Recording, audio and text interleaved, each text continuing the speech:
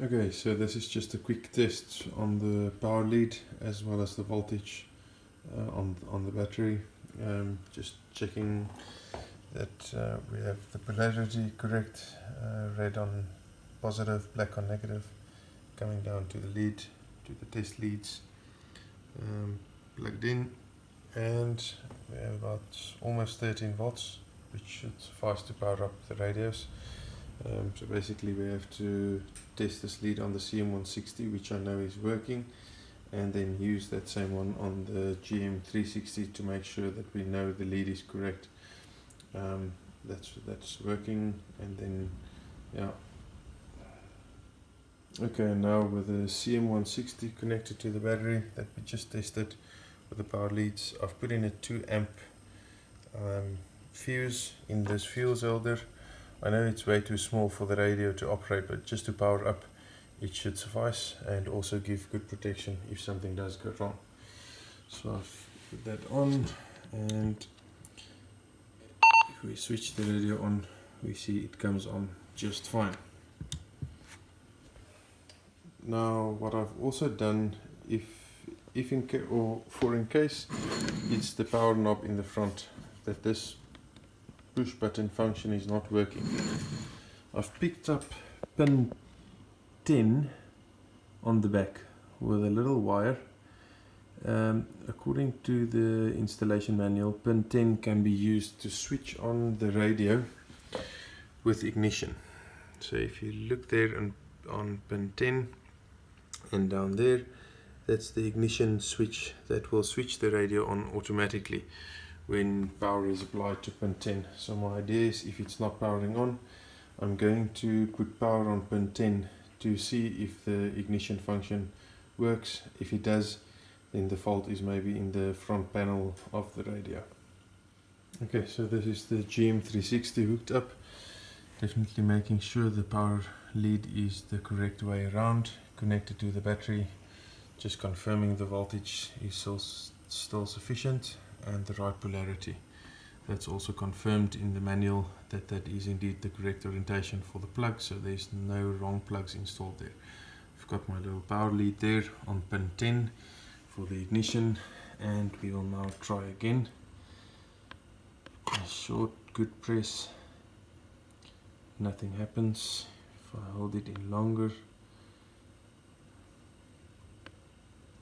still nothing, no power. And I have just tested this with the CM360, so we know the fuse is good, we know the wire is good, the lead is good in actual. We'll now try and use this and put power on pin 10, ignition power, and see, and there's still absolutely nothing going on the radio, so it is still completely dead. I'm going to try and plug out this with one hand. Okay, so the one hand plug out didn't work that good, but I've got it plugged in on the CM160 again. Battery doesn't seem to be that great anymore. Anyway, it's still holding up. Just checking again right after trying that one, and this still powers up fine.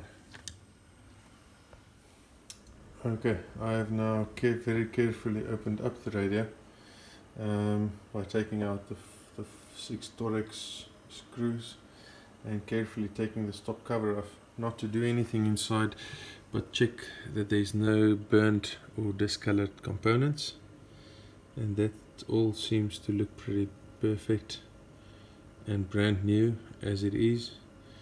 And the only thing that I did do was to make sure that we are getting 12 volt on the negative point there and on the positive, to make sure that the plug going in from the back actually carries the power through to the PCB, and that is indeed intact. So the PC board is getting its power as it's supposed to. I'm not going to touch any of this. I'm carefully going to close it again. But just the overall visual inspection, I cannot see anything wrong with this. So I'm not a radio expert, so this will now be taken into a shop, to a dealer, and they will hopefully know how to test it further. So that's my testing done, but as you can see, trying to power up, the unit is still completely dead.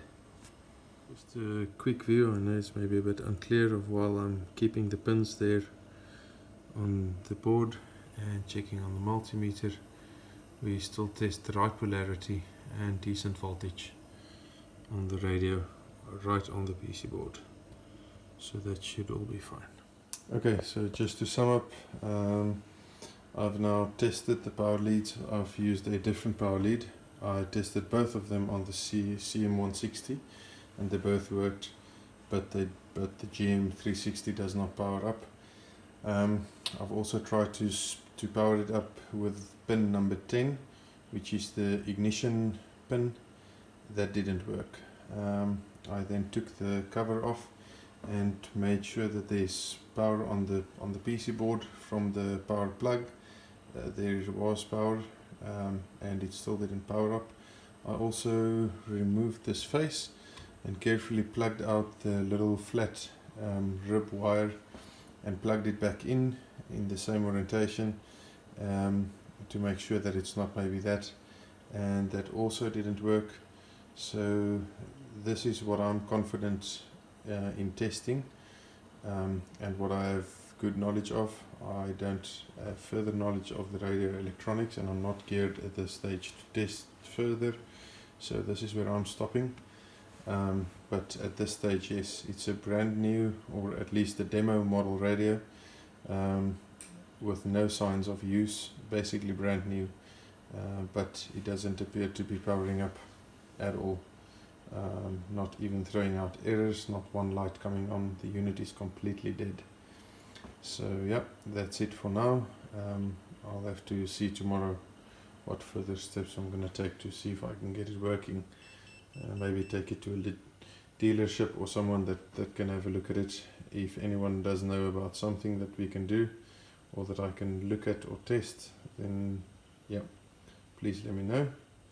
But for now, this is it.